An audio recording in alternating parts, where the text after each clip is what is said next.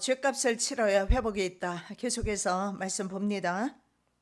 자, 오늘은 그들은 신명기적 관점에서 규례와 율법을 어겼다라고 이스라엘 백성은 하나님 앞에 직접 고소를 당하고 있습니다. 6, 7절 그가 내 규례를 거스려서 이방인보다 악을 더 행하며 내 율례도 그리함이 그 둘러있는 열방보다 더하니 이는 그들이 내 규례를 버리고 내 율례를 행치 아니하였음이니라. 그러므로 나 주 여호와가 말하노라. 너희 요란함이 너희를 둘러있는 이방인보다 더하여 내 율례를 행치 아니하며 내 규례를 지키지 아니하고 너희를 둘러있는 이방인의 규례대로도 행치 아니하였느니라. 참 기가 막히는 것은 이방인의 율례와 법도를 쫓아가는 이방인보다 못하다는, 이스라엘 백성이 더 못하다고 말씀하는데 그것이 뭐냐면 바로 규례와 율례입니다. 규례는 미슈파트입니다. 법률적인 용어로서 공의와 판결을 의미합니다. 그래서 하나님의 율법에 대한 법적인 책임이 있는 이스라엘 백성들은 공의를 실현하는 데 있어서 이방인보다도 더 못함으로 하나님 앞에 그 책임을 져야 합니다. 열방보다 더 악을 행했습니다. 그리고 그 행위는 열방의 규례보다 더 낮았다.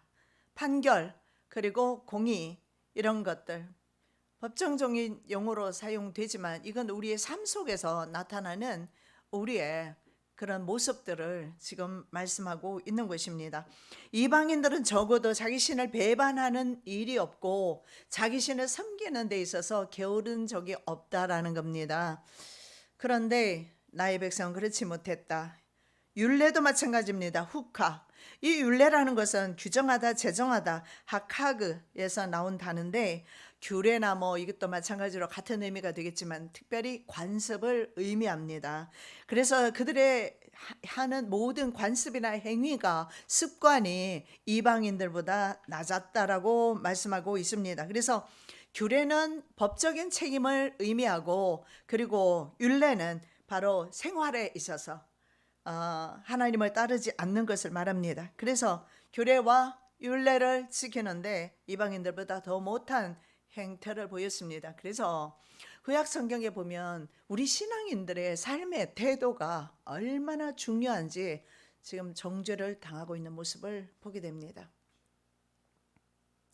이스라엘 백성의 범죄가 도가 지나쳤습니다. 너무 도가 지나쳐서 너무 그리스도인들의 죄를 짓는 모습이 너무나 도가 지나쳐서 하나님 보실 때 이방인들의 죄가 오히려 가볍게 보인다라고 말씀하고 있습니다. 그 결과 당하는 것은 수치와 멸망밖에 없습니다. 그래서 그들은 이방인들이 보는 앞에서 멸망을 당합니다. 벌을 받습니다.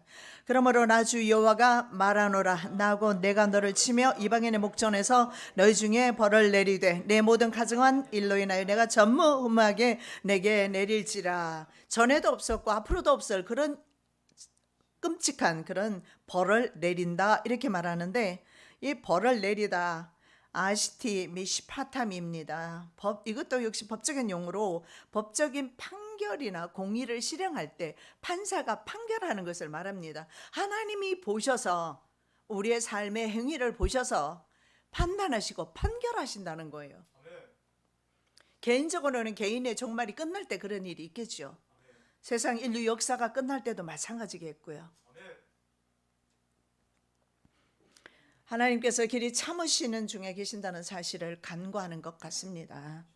그래서 요즘은 거의 대개가 예수 믿는 사람조차 그리스도인조차 주인이 자기가 되어 있습니다. 그러나 성경은 그렇게 말씀하지 않아요. 주인은 바로 하나님이시다. 생명의 주인은 하나님이시다 말씀합니다. 그래서 하나님도 자신의 백성을 전혀 아껴보지 않아요. 왜냐하면 하나님을 그렇게 아껴보지 않기 때문에, 하나님을 그렇게 존중히 여기지 않아요. 하나님을 그렇게 무시하기 때문에 하나님께서도 그렇게 말씀합니다. 내 백성을 아껴보지 않을 것이다. 내가 또 너를 그들의 손에 붙이리니 그들이 내 누를 헐며 내 높은 대를 회파하며 내 의복을 벗기고 내 장식들 품을 빼앗고 내 몸을 벌거벗겨 버려두며 벌거벗은 수치를 당하게 될 것이라고 말씀하고 있습니다. 자, 네 번째 이때 제사장 전승의 관점에서 죄를 범합니다. 자, 심지어 가증한 것으로 성소를 더럽힙니다. 내 모든 가증한 일로 인하여 내가 전무후무하게 내게 내릴지라. 그러므로 나 주 여호와가 말하노라. 내가 나의 삶을 두고 맹세하노니 내가 모든 미운 물건과 모든 가증한 일로 내 성소를 더럽혔은즉 나도 너를 아껴보지 아니하며 긍휼을 베풀지 아니하고 미약하게 하리니. 우리가 짓는 죄들이 말입니다. 삶 속에서 하나님을 경외하지 않고 하나님을 두려워함이 없이 우리가 짓는 불공정한 일들, 불법들 말입니다. 그런 일을 했을 때 그것이 하나님 앞에는 가증한 일이 된다. 가증하다라는 단어는 우상숭배와 관련이 있습니다. 가증한 일이 토예바입니다. 토예바는 구역질 난다 이런 뜻이에요. 구역질 나는 것이 토예바입니다. 혐오스러운 것이 바로 토예바입니다. 성경에서 부정한 것이나 우상숭배가 바로 구역질 나는 것입니다. 그래서 우리가 우리의 심령 속에 우리의 삶 속에 하나님을 주인으로 삼지 아니하는 불법적인 모든 행위들을 할 때 하나님께서 토해 내버리겠다고 바로 이 우상숭배하는 그 죄들에게 묻는 그 죄를 묻는 것입니다. 이것은 성적 범죄라고 성경에서 말씀을 하고 있습니다.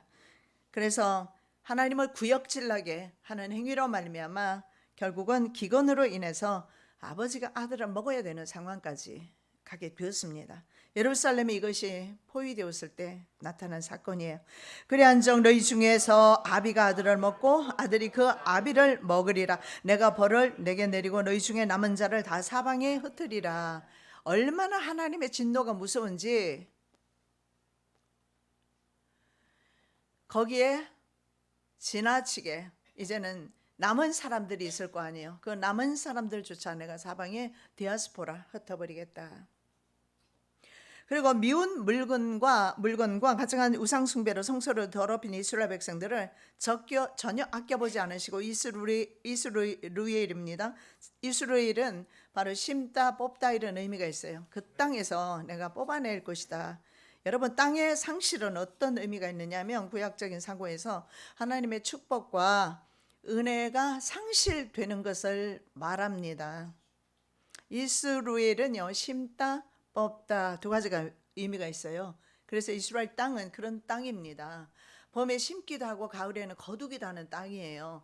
그런데 하나님께서 심었던 것을 이제 뽑아내시는 것인데 하나님께서 뽑아내기 시작했을 때는 감당할 인간이 없습니다. 우리에게 하나님이 주시는 징계는요, 어떻게 보면 참으로 소망적이에요. 오히려 그대로 쭉 가는 것보다 오히려 이스라엘이 율례와 법도를 지킬 때 가나안 땅에 심겨졌습니다. 언제입니까? 바로 BC 1450년 경입니다. 모세를 선두로 해서 그들이 나와서 이스라엘 땅에 심겨졌다가 그들이 다시 뽑히는 때는 BC 606년부터 BC 586년까지 세 차례에 걸쳐서 뽑히는데 철저하게 아마 세계 역사상 이렇게 한 나라를 세 번이나 공격해서 철저하게 파멸한 경우는 거의 없을 겁니다. 왜냐하면 정복을 했을 때 정복자의 땅이 되기 때문에 그렇게 파괴하지는 않습니다. 그 왕이라든가 귀족들은 붙들어 가지만 그 땅의 백성들은 남겨두는 법인데 이렇게 백성들까지 철저하게 파멸하는 것은 하나님의 분노가 느부갓네살 왕을 통해서 표출된 거예요. 환경이 나에게 이렇게 달려올 때 감당할 길이 있겠습니까? 피할 길이나 있겠습니까? 미운 물건은요, 시쿠츠인데 더러운 것입니다. 역겨운 것입니다. 다니엘은 성소를 더럽혔던 안티오쿠스 에피파네스를 바로 더러운 물건이라고 말했습니다. 미운 물건이라고 말했죠. 바로 다니엘의 말씀을 인용해서 예수님은요, 주후 70년에 예루살렘을 파괴시킨 티투스라고 장군인데 후에 왕이 되죠. 티투스 로마의 황제가 되는데 디도 장군을 바로 미운 물건이라고 하셨습니다. 마태복음 24장 15절 그러므로 너희가 선지자 다니엘의 말한 바 멸망에 가증한 것이 거룩한 곳에 선 것을 보거든 읽는 자는 깨달을진저 바로 티투스를 의미하고 이것은 또 종말에 주시는 말씀이에요. 그래서 종말에 적그리스도를 미운 물건이라고 하는 것입니다. 미운 물건이라는 것은 바로 가치가 없다라는 뜻이에요. 그래서 세상에 속해 있는 모든 거의 전부는요, 가치가, 영원한 가치가 없어요.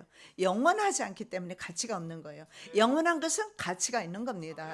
내 생명은 영원하기 때문에 가치가 있어요. 예수 그리스도는 영원전부터 영원까지 살아계시기 때문에 우리는 예수를 따라 가치가 있는 거예요. 예수님도 똑같이 인간하고 동일하고 죽고 살고 한다면 그런 가치가 없질 않겠습니까? 그래서 이렇게 말씀을 합니다. 적그리스도를 상징하는데 바로 느부갓네살 왕이 두라 평지에 세웠던 우상 금송아지, 금신상을 세웠는데 그것은 바로 종말에 나타나게 되는 종교 통합에 대한 상징성이라는 상징적입니다. 그 우상을 통해서 두라 평지에 세워진 금신상이 바로 2020년에 어쩌면 전 세계적인 종교 통합을 뜻하는 의미도 될 것입니다.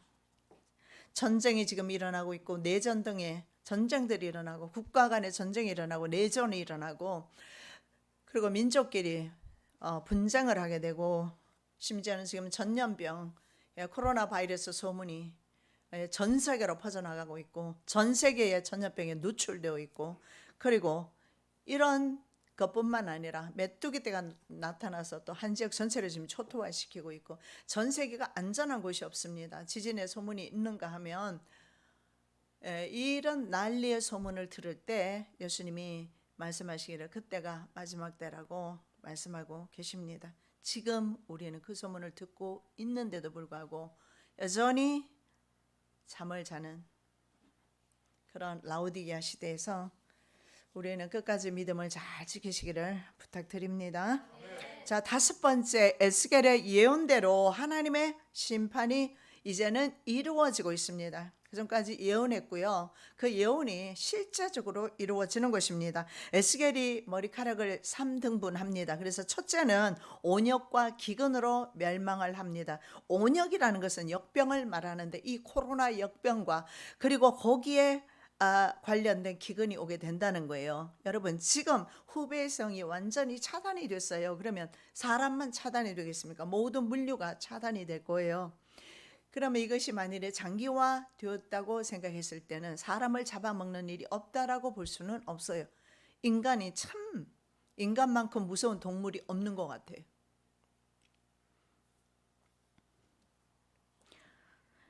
너희 가운데서 10분의 1은 온역으로 죽으며 기근으로 멸망할 것이요 3분의 1은 너희 사방에서 칼이 엎드러질 것이며 3분의 1은 내가 사방에 없고 또 그 뒤를 따라 칼을 빼리라. 자, 두 번째가 바로 칼입니다. 그리고 세 번째는 포로 될 것이다. 끝까지 추적하는 하나님의 모습. 왜냐하면 전무후무하게 내가 내리리라. 그래서 결국은요 전염병, 역병, 흑사병이라든가 이런 온역과 기근으로 죽게 됩니다. 이 온역과 기근은요 지금 눈으로 보시는 대로 우리가 경험하고 있는 대로 나가시면 또 마스크 하실 거죠. 종말의 때예요. 이런 무슨 전염병이냐. 그런데 우리 눈으로 목도하고 있습니다. 그때보다 더 많이 빠르게 확산되고 있습니다. 왜냐하면 1일권, 전 세계가 1일권입니다. 비행기를 통해서. 옛날에는요 사람들이 이동을 통해서 전염병이 이전되었기 때문에 옮겨갔기 때문에 한 마을이나 한 국가에 제한될 수 있었나요? 지금은 국가를 넘어서 전 세계로 확산되고 있습니다. 왜냐하면 비행기를 타고 어디든지 갈 수 있기 때문에 그래요. 그래서 오히려 지금이 정말 더 우리가 두려운 세상에 살고 있습니다. 시편 말씀 우리가 말씀을 위로 받으시기 바랍니다. 이는 저가 너를 새 사냥꾼의 올무에서와 극한 연병에서 건지실 것이미로다. 저가 너를 그 기수로 덮으시리니 내가 그 날개 아래 피하리로다. 그의 진실함은 방패와 선방패가 되나니 너는 밤에 놀램과 낮에 흐르는 살과 흑암 중에 행하는 연병과 백주에 황폐케 하는 파멸을 두려워 아니하리로다. 이 믿음의 사람에게는 이러한 약속을 주셔요. 그런데 자기 자신이 주인되고 하나님은 안중에도 없는 사람들에게 하나님께서 무슨 일을 하실 수가 있겠습니까? 이스라엘 백성들이 그렇게 했습니다. 얼마나 주님은 오래 참으셨으면 그 분노를 하나님 심판을 그들에게 다 쏟은 후에야 이제 분노의 열기가 식었다라고 말합니다. 이와 같이 내 노가 다한즉 그들에게 향한 분이 풀려서 내 마음이 시원하리라. 내 분이 그들에게 다한즉 나 여호와가 열심으로 말한 줄을 그들이 알리라. 얼마나 하나님의 선지자들을 보내서 열심으로 말하고 말했지 않습니까? 지금도 그럴 것입니다. 아무리 열심히 말해도 하나님께서 귀를 막고 눈을 막은 사람은 들리지 않고 보지 못할 것입니다. 열려있고 들리는 사람은 복 있는 사람입니다. 그래서 귀 있는 자들, 성령께서 교회들에게 하시는 말씀 들으시는 은혜 있으시기 바랍니다. 자, 풀렸다라는 단어를 보면은요, 그 누아흐를 쓰는데 쉬다, 머무르다, 그치다. 하나님의 분노가 쏟아낼 때까지는 하나님은 쉬시지를 못한다는 사실을 볼 수가 있어요. 우리 인간의 죄악이. 하나님께서 저에게 개인적으로 물으셨어요. 너 지금의 죄가 소돔과 고모라보다 많다고 생각하느냐, 적다고 생각하느냐? 소돔과 고모라가 나으냐, 지금이 나으냐? 참 대답하기가 제가 곤란하니까 하나님께서는 소돔과 고모라보다 낫지 않다 라고 말씀하셨어요. 그런 시대에 우리가 살고 있습니다. 독생자 하나님의 죽인 죄를 인간은 책임져야 합니다. 지금도 무신론 사상뿐만 아니라 심지어는 그리스도인이라고 말하는 사람조차도 주님이 죽은 것처럼 그렇게 무신론적으로 살아가고 있습니다. 행위에 반성이 없고 돌이킴이 없고 사상과 생각에는 온통 세상밖에 없고 돈밖에 보이지 아니하며 정과 육을 따라서 살아가면서 그들에게도 역시 하나님은 안 계시는 것입니다. 여러분, 저는 예수님과 동행한다는 것을 임신한 것으로 표현을 하고 싶어요. 내가 주님과 함께 걸어가는 거 어떻게 알 수 있겠는가? 임신한 여자가 자기가 배가 불러오고 생명의 태동을 느끼는데도 느끼지 못하는 여자는 없을 겁니다. 왜냐하면 안에서 생명이 잉태되어 있는데 그걸 모를 사람은 없습니다.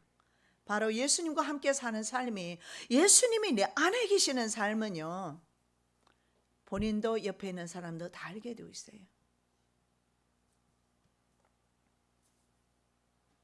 종말의 때 전 세계 열방을 향해서 하나님의 분노가 쏟아질 것인데 그것이 바로 계시록에 나오는 7인재앙, 7나팔재앙, 7대접재앙입니다. 21가지를 퍼붓고 나서야 비로소 거쳐요. 여러분, 지금 전염병 전파되고 있죠. 저는 전조라고 보여집니다. 그런 재앙 중에 하나입니다. 자, 하나님의 철저한 이런 심판은요, 이방인들과의 관계 속에서 역전되어 나타납니다. 내가 또 너를 황무케 하고 너를 둘러있는 이방인 중에서 모든 지나가는 자의 목전에 능력거리가 되게 하리니 내 노와 분과 중한 책망으로 내게 벌을 내린즉 너를 둘러있는 이방인에게 네가 수욕과 조롱을 당하고 경계와 교양 것이 되리라. 나 여호와의 말이니라. 여러분, 열방 가운데서 으뜸이었던 이스라엘 민족입니다. 그런데 여러분, 유대인들이 어떻게 살아왔는지는 역사가 증언하고 있습니다. 그들은 정말 벼룩 취급을 당하면서 개와 같은 정말 가축 취급을 당하면서 살았습니다. 유대인들은 게토라는 지역에서, 그것도 기독교 국가에 의해서 자행된 일들입니다. 히틀러는요, 한꺼번에 많은 사람을 죽여서 소문난 사람이고요. 기독교 국가들이 보통 10만 명, 20만 명, 이런 패스트라든가 전염병이 돌 때마다 기독교인들에게 죄를 뒤집어 씌워서 유럽에서 그렇게 죽였어요. 그리고 그들은 게토라는 지역에 모여 살면서 마긴 데이빗이라는 딱지를 붙이고 살아야 돼. 이것은 다윗의 별이란 유대인이라는 표식입니다. 그 표식을 하고 격리 지역에서 소나 돼지나 격리된 것처럼 그렇게 살았던 민족이 이스라엘 민족이에요. 이 에스겔 선지자의 말씀이 수욕과 조롱을 당하고 경계와 귀의한 것이 될 것이다. 하나님의 자녀가, 하나님의 권세 있는 하나님의 자녀가 이렇게 살아서는 이건 아닌 거예요. 우리는 언젠가는 하나님 나라의 왕권을 유업으로 받을 것이지만 그 왕권을 받은 자의 자세는요, 지금부터 우리에게 하나님의 자녀이기 때문에 우리에게 주어진 것입니다. 내가 멸망당하지 않고 영벌당하지 않고 하나님의 자녀된 것 자체가 말입니다. 그것을 자녀의 권세라고 합니다. 지난 금요일 기도할 때 하나님께서 좀 더 여러분에게 삶 속에서 하나님의 자녀의 권세, 경건의 모양 가지고는 안 돼요. 경건의 능력이 나타나야 된다. 경건의 능력이 나타나요. 이 경건의 능력은 예수님을 모시고 사는 사람에게만 나타나는 것이에요. 흉내 내는 것 아닙니다. 뭐 제사장 그 스게와인가요? 그 뭐 아들처럼 흉내 낸다고 되는 게 아니에요. 그것은. 아니 그 안에 생명이 잉태되지 않았는데 잉태되었다고 거짓말 한들 10달 지나면 생명이 나오겠습니까? 그럴 리는 없습니다. 그 안에 예수 생명 있는 사람만이 바로 생명이 잉태되는 것이며 그 생명의 냄새가 사방으로 흩어지는 것입니다. 그러지 않으면 예수 믿는 사람으로서 정말 하나님의 규례를 지키지 않고 하나님의 율례를 떠나서 살게 되면 바로 세상에서 이런 조롱거리가 될 것이다. 수치를 당할 것이다. 하나님이 참고 계신다고 해서 죽은 하나님 아니라는 거예요. 성경을 통해서 얼마나 많은 말씀을 하나님은 살아계심을 말씀하고 있고 지금 이런 모든 세상에 돌아가는 징조들은요. 제가 하는 말이 아니라 이미 오래전에 선지자들을 통해서 기록된 말씀이 지금 정확하게 이 시대에 성취되고 있는데 아직도 깨닫지 못하는 미련한 나발 같은 사람 되지 않는 은혜 있으시기 바랍니다. 자, 열방 가운데 어뜸이었던 이스라엘은 바로 열방이 보는 데서 수욕과 조롱을 당하게 됩니다. 물어 지나가는 자는 다 너를 향하여 박장하며 처녀 예루살렘을 향하여 비수하고 머리를 흔들며 말하기를 온전한 영광이라 천하의 희락이라 일컫던 성이 이 성이냐 하매. 예가서에서는요, 예레미야 예가죠. 예레미야 예가서에서는 이렇게, 그래서 예레미야 선지자는 눈물의 선지자입니다. 자기 백성이 왜 이 꼬라지가 되었을까? 우리 대한민국도 하나님을 가볍게 여기거나 하나님을 무시하거나 신적 능력을 가감하거나 했을 때 어느 나라도 예외가 없듯이 대한민국도 마찬가지일 겁니다. 우리는 정말 제에 앉아 회개하면서 잘못된 것을 돌이키고 니느웨 성처럼 하나님 앞에 다시 한번 긍휼히 여겨 주세요. 다시 한번 불쌍히 여겨 주시라고 기도해야 합니다. 하나님의 이러한 사역은요, 이방 나라의 경계와 괴이한 것이 되었다. 그것이 바로 교훈이다. 그래서 여러분, 정말 이스라엘 역사를 통해서 교훈을 받지 못한다면 우리 어쩌면 인간 역사도 실패할 수가 있습니다. 성경에 보면 그렇게 더럽고 추악한 역사까지도 기록을 다 해놓고 있어요. 그런데 성경 끝에 보면 여러분 마태복음 읽으면서 여자들 4명이 나오잖아요. 그 온전한 여자들이 누가 있습니까? 한 여자는 시아버지와 동침한 여자 다말이 나오는가 하면 이방 여인 룻이 나오고 또 누가 나오죠?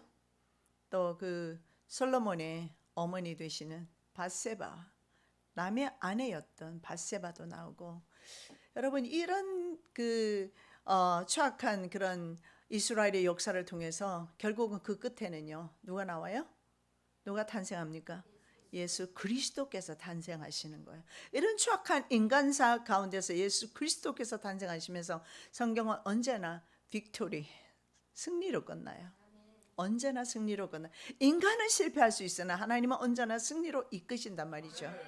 문제는 그 인간이 연약하고 넘어지고 쓰러지고 할 수는 있으나 쭉 그렇게 가는 것은 본인에게 재앙입니다. 정말 예수님과 함께 손잡고 승리의 길을 걸어야 될 줄로 믿습니다. 그래서 이스라엘을 통해서 우리는 교훈 받으셔야 돼요. 그들이 이 세상 역사 가운데서 얼마나 처참하게 디아스포라 되어서 전 세계에서 말입니까? 그렇게 정말 왜 그렇게 유대인들은 싫어할까요? 왜 그렇게 지금도 마찬가지예요. 이란이 목적하는 게 뭐예요? 미국과 이스라엘은 지구상에서 없어져야 된다. 저 지중해 바다에 다 썰어 넣어버려야 된다. 그렇게 말하고 있습니다. 중동 국가들뿐만 아니라 유엔도 지금 트럼프의 그런 정책들, 평화안을 받아들이지 않아요. 유럽 연합도 받아들이지 않고 유엔도 받아들이지 않고 시편 2편의 말씀처럼요. 열방이 소동합니다.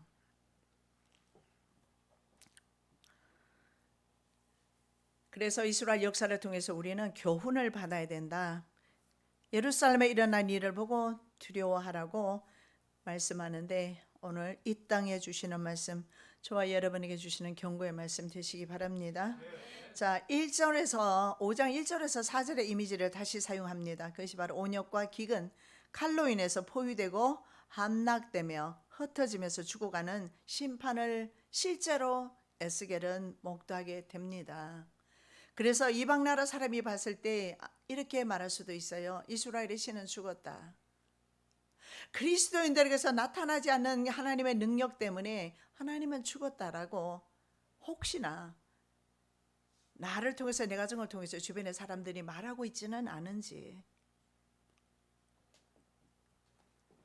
내가 온전한 믿음을 드리지 못하고 규례와 법도를 지키지 못하고 율례를 지키지 못함으로 인해서 하나님은 죽었다라고 세상 사람들이 나를 보면서 말하고 있지는 않은지 우리가 한번 우리의 가정과 우리 자신을 살펴보는 시간 되었으면 좋겠습니다. 우리는 아무리 우리 자신을 닥달해도 괜찮습니다. 닥달하지 않는 것이 문제지요. 우리의 죄와 악은 항상 우리를 사망으로 끌고 가기 때문에 세상으로 끌고 가다가 나중에는 사망으로 끌고 가요. 그러면 육체의 멸망뿐만 아니라 영혼의 사망까지 간다고요. 그렇기 때문에 절대로 자기 자신에게는 후할 이유가 없어요. 자기 자신에게 너무 후하게 대접하지 말라고요. 언제나 쳐서 복종시키셔야 돼요.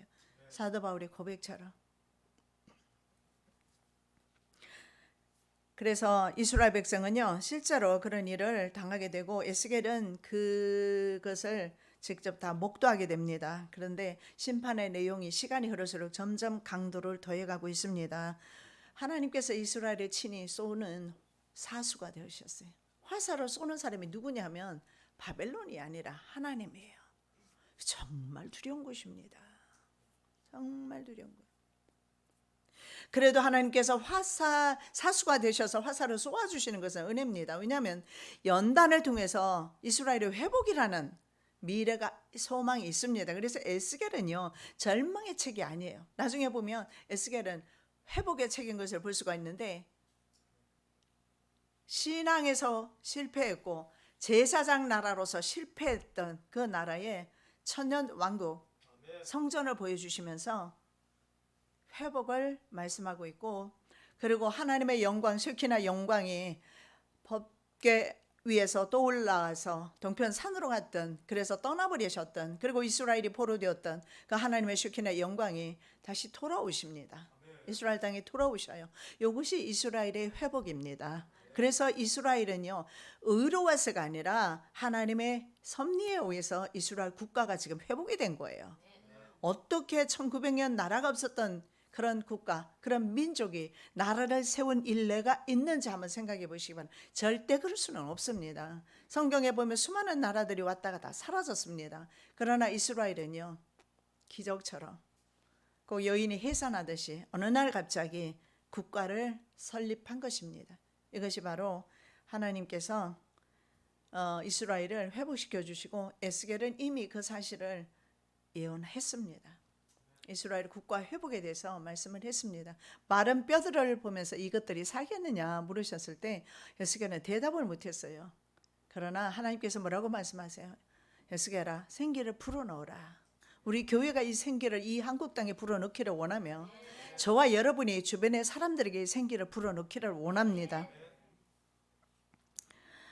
내가 멸망케 하는 기근의 독한 살로 너희를 멸하러 보내되 기근을 도하여 너희의 우려하는 양식을 끊을 것이라. 내가 기근과 악한 짐승을 너희에게 보내어 외롭게 하고 너희 가운데 온역과 살육으로 행하게 하고 또 칼이 너희에게 임하게 하리라. 나 여호와의 말이니라. 여러분 이 기아의 재난이 어느 정도냐면 죽음의 고난을 방불할 정도에 차라리 죽은 사람은 행복합니다. 자식을 삶아서 먹는 일이 없을 거니까요.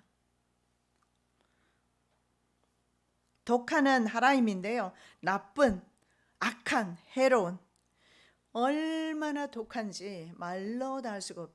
그래서 신명기 언약을 파기했기 때문에 신명기 28장 15절 이하에 나오는 모든 재앙이 이스라엘에게 쏟아지는 거예요. 그래서 이스라엘 사람은요, 어때요? 유대인들은 밤이 되면, 밤이 너무 고통스러워서 아침이 되면 좋겠다. 아침이 되면 빨리 저녁이 되었으면 좋겠다. 인생 자체가 너무 피곤한 거예요. 그렇게 유대인들은 살아서, 유대인들이 병이 뭐가 많다고 그랬어요? 심장병이 많아요. 다 그렇게 살아요. 우리 마지막 고종 황제가 살해의 위협 속에서 늘 살았던 것처럼 이스라엘 백성은 그렇게 살았어요. 언제 죽을지 모르는. 그래서 이스라엘이 그것도 참 유익이었어요. 이스라엘은요, 그래서 뭐 땅이라든가 부동산에 그렇게 자본을 묵지를 않았어요. 왜냐하면 그 묶어봤자 다 압수를 당하니까요, 국가로부터. 그래서 이스라엘이 자본이 전 세계적으로 그렇게 가장 많은 자본을 가질 수가 있게 된 거예요. 그래서 유동적인 그런 것을 많이, 금이라든가 금광이라든가 산이라든가 이런 것들을 많이 아무래도 했겠죠. 그래서 유대 자본하면 지금 전 세계적으로 유명한 것이, 그들은 거기에서 자본력을 가지게 된 거예요. 환란 가운데서. 그리고 동시에 그들은 교육을 받을 수가 없었기 때문에 개토에서 하나님 말씀만을 붙잡을 수밖에 없었어요. 그래서 그 하나님의 말씀이 요셉을 인도했던 것처럼 이스라엘을 인도하셔서 유대인들만큼 전 세계적으로 정말 유명한 석학들, 부자들 이상으로 없을 거예요. 유대인들이 거의 노벨상을 다 석권할 정도로. 그래서 그들의 고난이 오히려 그들로 하여금 강하게 만들어서 아마 정신력에 있어서 유대인들을 따라갈 사람이 거의 없을 것 같습니다. 그 정도로. 그러나 그들에게는 그 고통의 수천 년의 세월이 있었다라는 거. 내가 재앙을 그들의 위에 쌓으며 나의 살을 다하여 그들을 쏘리로다. 그들이 주림으로 파리하여 불같은 더위와 독한 파멸에게 삼켜올 것이라. 내가 들짐승의 이와 티끌에 기는 것의 독을 그들에게 보내리로다. 밖으로는 칼에, 방 안에서는 놀람에 멸망하리니 청년 남자와 처녀와 젖먹는 아이와 백발 노인까지로다. 이건 뭐 어린 아이에서 백발 노인까지 전혀 하나님 아껴보지 않아요. 하나님의 분내가 표출되었을 때는 이렇게 무섭고 두려운데 너무 믿는 자들이 방자하게 행하는 것 같아요. 아론의 금송아지 앞에서 뛰놀듯이 말입니다. 하나님의 심판의 화살과 기근 그리고 악한 짐승은 바로 바벨론 군대입니다. 온역, 칼은 불순종한 나라에 대한 하나님의 심판과 관련된 재난이죠. 주 여호와께서 가라사대 내가 나의 네 가지 중한 벌 곧 칼과 기근과 사나운 짐승과 온역을 예루살렘에 함께 내려 사람과 짐승을 그 중에서 끊으리니 그 해가 더욱 심하지 않겠느냐. 여러분, 다니엘과 요한 사도는요, 이 네 짐승과 관련해서 세계적인 대환란에 대해서 말씀을 합니다. 그래서 이것은 예루살렘에만, 아니 이스라엘에만 국한되는 예언의 말씀이 아닌 것을 볼 수가 있어요. 이 네 짐승에 대해서 다니엘도 말씀하고 있고 요한도 말씀하고 있어요. 요한은 계시록 13장에서 바다에서 올라오는 짐승이 있고 그리고 땅에서 올라오는 짐승에 대해서 말합니다. 말할 것 없이 적그리스도와 거짓 선지자입니다. 그리고 다니엘은요, 네 짐승이 바로 사자와 그리고 그 다음에 뭐죠? 곰과 표범과 일곱머리 열불 짐승으로 나옵니다. 그래서 바다 짐승은 적그리스도고 땅의 짐승은 적그리스도 세력과 연합되는 거짓 선지자를 가리킵니다. 그래서 이런 벌이 이스라엘 땅에만 국한된 것이 아니라 전 세계적으로 너무나 악랄한 죄를 짓고도 하나님이 없다라고 살아가는 전 세계인을 향하게 되는 것이 마지막에 7년 대환란의 때가 될 것입니다. 자, 이스라엘 백성의 심판은요, 레위기 법도 준수하지 않았다라고 말씀하고 있습니다. 그들은 근본적으로 하나님의 명령을 이해하려조차도 하지 않았어요. 그냥 무조건 싫어했습니다. 하나님의 법이라는 무조건 싫어했어요. 어쩌면 요즘 복음 전해보시면 교회 이야기하거나 예수 이야기하면 그냥 고개부터 흔들어요. 무조건 싫은 거예요.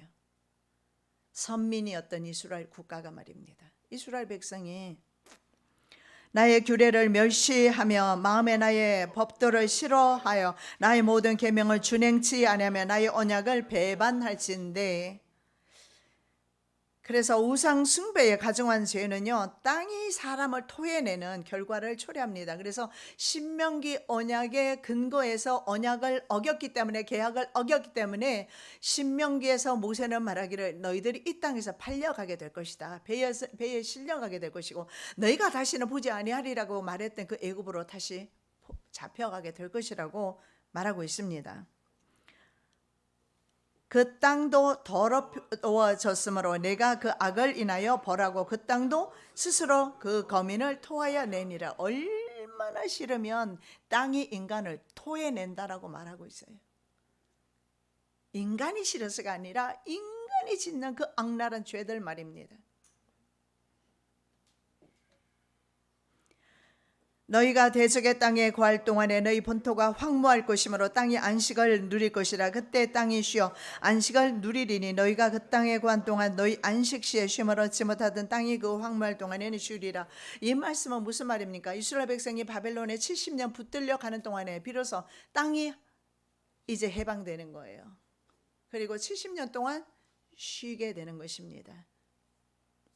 그것이 바로 마지막 때는요, 이 지구가 이제 종이처럼 말리는 현상으로 마지막에는 나타나게 됩니다. 레위기의 말씀이 그대로 이스라엘 백성에게 역사적으로 성취되었습니다. 그래서 땅은 이스라엘 백성이 학대를 벗어나서 안식을 얻게 되는 것이 바로 역대하 마지막 장에서 말씀하고 있어요. 이에 토지가 황무하여 안식년을 누림같이 안식하여 70년을 지내었으니 여호와께서 예레미야 입으로 하신 말씀이 응하였더라. 여러분, 지구는요 정말 옵니다. 왜냐하면 죄로 인해서 더 이상 유지가 어렵습니다. 연력학제 2법칙이 이루어지고 있어요. 하나님은 우리 인간을 위해서 창조하셨는데 우리는 파괴하고 있습니다. 이 파괴는 스스로 하는 이 파괴로 인해서 인간은 더 이상 지구상에서 살 수가 없는 그런 환경으로 만들어 버렸습니다. 그래서 지구는 거두어지게 될 것인데 아마 주님에 의해서 머지않아 그렇게 되지 않을까. 지금 이 일은 시대적으로 일어나는 징조들을 보면서 저는 제 눈으로 그런 느낌을 받고 있습니다. 그런 영안이 열리시기를, 시대를 보는 눈이 열리시기를 예수님의 이름으로 축복합니다. 레위기 말씀의 성취를 우리의 눈으로 또한 우리도 목도하고 있습니다. 주님, 깨어나게 도와주시옵소서. 영적 잠에서 일어나게 도와주시옵시고 시대를 분별하게 도와주시옵시고 대한민국을 위해서 눈물로 기도하게 도와주시옵시고 하나님을 만우리 여기거나 하나님을 무시하거나 하나님을 경멸히 여기거나 없는 것처럼 생각하지 않게 도와주시옵시고 하나님을 존경하며 하나님의 영광을 선포하며 주님을 신뢰하는 믿음으로 걸어가는 사랑하는 성도들, 그리고 이 땅 이 백성 되게 하여 주시옵소서. 거룩하신 예수 그리스도 이름으로 기도드립니다. 아멘.